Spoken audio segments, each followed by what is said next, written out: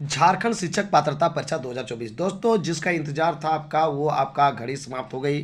जेटेड syllabus के लिए आप बहुत लड़ाई कर रहे थे, आपकी मेहनत आपका रंग लाई है। जेटेड का सिलेबस जारी आखिरकार कर ही दिया जैक ने, यानी कि झारखंड अधिविद्य परिषद।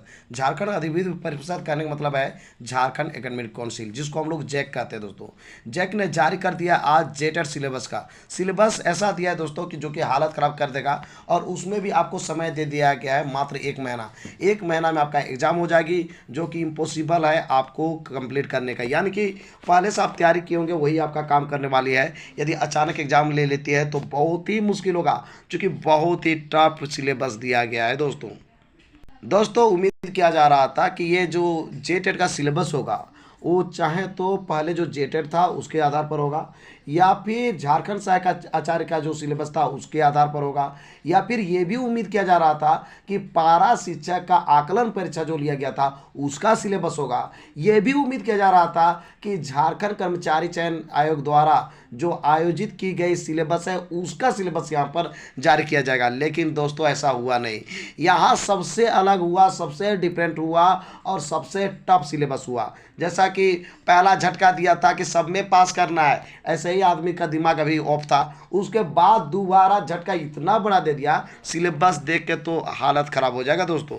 तो दोस्तों, हम चलते हैं डायरेक्ट सिलेबस किस प्रकार से दिया गया है, किस प्रकार से जारी किया गया है झारखंड कर्मचारी चयन आयोग द्वारा 1 to 5 और 6 to 8 दोनों का दोस्तों।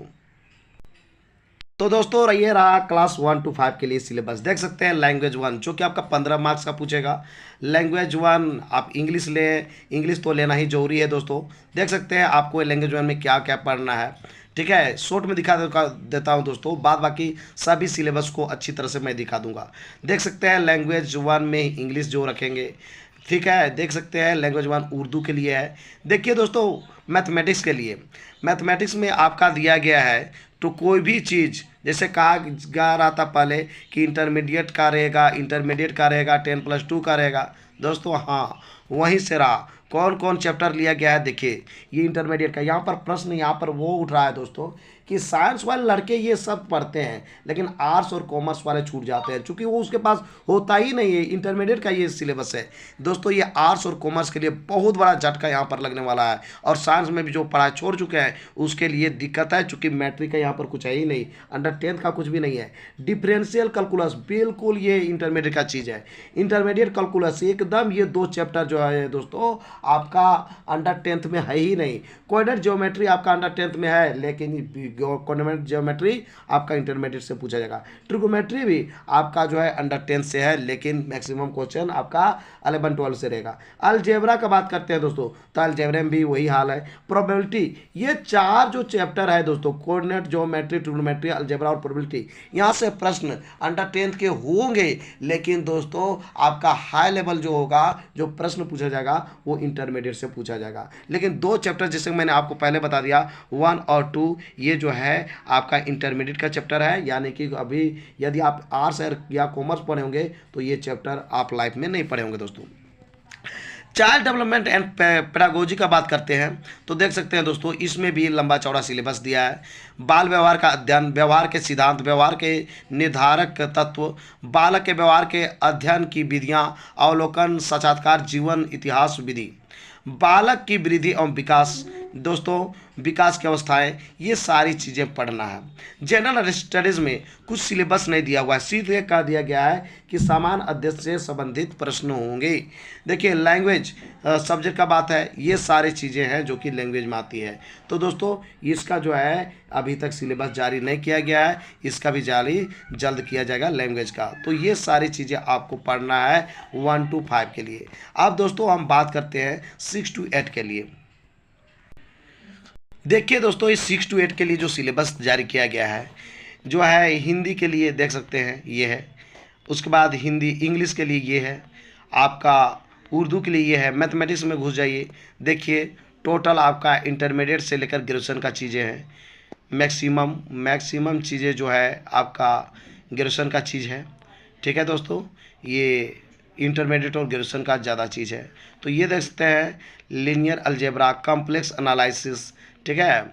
डिफरेंशियल इक्वेशन तो इंटरमीडिएट में मिलेगा, मैट्रिसेस भी इंटरमीडिएट में मिलेगा, ग्रुप थ्योरी भी है, ग्रेजुएशन का चीज़ है, ठीक है। रियल एनालिसिस ये भी ग्रेजुएशन का चीज़ है, ठीक है। इंटीग्रल कैलकुलस और डिफरेंशियल ये तो आपका इंटरमीडिएट में मिल जाएगा, है ना। ट्रिग्नोमेट्री ये भी इंटरमीडिएट का में मिलेगा, लेकिन दोस्तों इंटरमीडिएट में सारी चीज़ें नहीं मिलेगा, ठीक है। आप देख सकते हैं ये सारी चीज़ें, यानी मैक्सिमम आपका ग्रेजुएशन लेवल का, ये पहले से बोला जा रहा था ग्रेजुएशन लेवल का सिलेबस दिया है। देख सकते हैं साइंस में भी फिजिक्स का देखिए, mathematical physics, mechanics, oscillations, wave and optics, फिर है आपका electricity and magnetism, thermal and statics physics, modern physics, solid state physics, devices and electronics.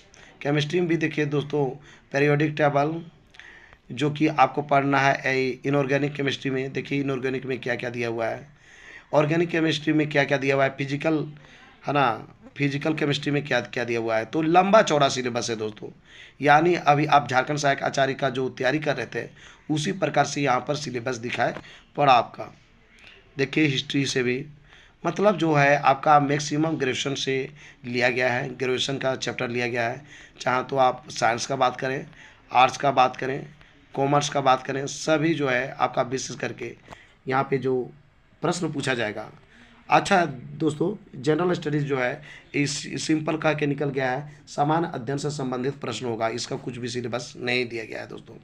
Language paper का भी नहीं दिया गया है, लैंग्वेज पेपर का भी आपको अलग से ज़रूर दिखाई पड़ने वाला है दोस्तों। तो ये जो है आपका टोटल सिलेबस दिया गया है 1 to 5 और 6 to 8 में।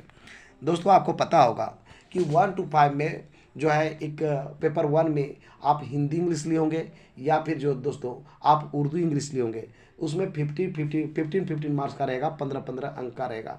यदि हिंदी इंग्लिश लिए हैं तो 15 हिंदी से रहेगा, इंग्लिश रहेगा 15।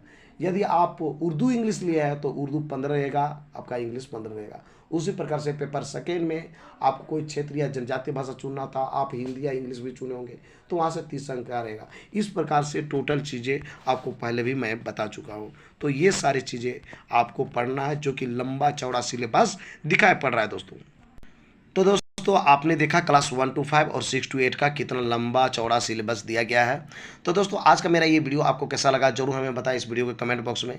यदि ये वीडियो आपको अच्छा लगा दोस्तों तो इस वीडियो कर दीजिए लाइक, चैनल को कर दीजिए सब्सक्राइब, और ज़्यादा से ज़्यादा दोस्तों को इस वीडियो कर दीजिए शेयर। दोस्तों फिर मिलते हैं एक नए और अथेंटिक वीडियो के साथ, तब तक के लिए हमें इजाज़त दीजिए, धन्यवाद।